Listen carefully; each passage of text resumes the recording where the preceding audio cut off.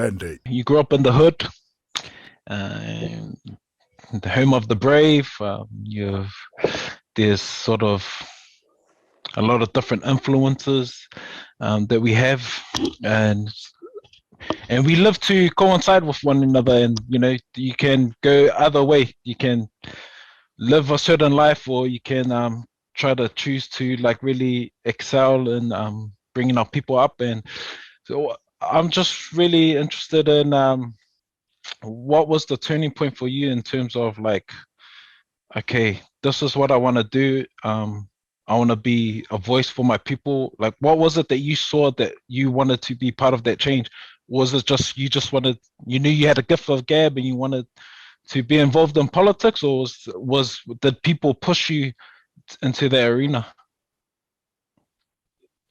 When I went to university, one of the first classes I went to was looking at how well we did in education, and it just gave us a snapshot. And we were talking about it in one of the tutorials. And I remember a guy got up and said the reason why brown people, Pacific Islanders from South Auckland, don't get to university is because they're dumb.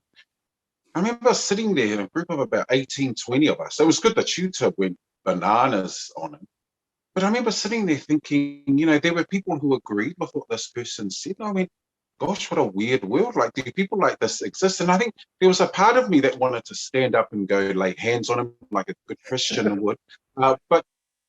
And then I stopped to think, so I wonder if other people believe this. And the more I got involved in the university life, the more I realized that people did hit life differently. Hey, we all had a really different perspective on life.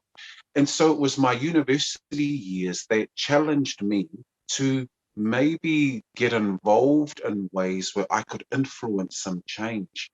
And that's when it's at university, I got involved in student politics.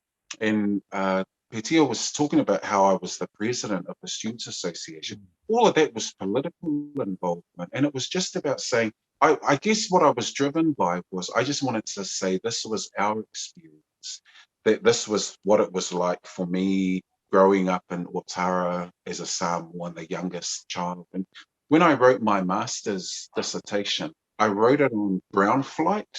And brown flight was the phenomenon at the time where people like me, because it was a reflection on my experience. I went to Ferguson Intermediate in Otara. And at the end of Ferguson, I was told, Efeso, kids with a brain don't go to school in Otara, they go to school outside. So I applied to schools. We're good, humble Samoans. Whatever your Palangi teacher says, you just follow suit. So I applied for schools outside of the area. And of all this, I think I applied for 5 schools. I got rejected by 4 of them. Now, this is including like Manurewa High School, Otahu College. All of those schools rejected me, and they're stink schools anyway. But the one school that took, I was in zone for Tangaroa, but the one school that took me out of all these schools, and I nearly had a heart attack when I got the letter, was Auckland Boys. And Auckland Boys, I'd gone in, done the interview, they took me.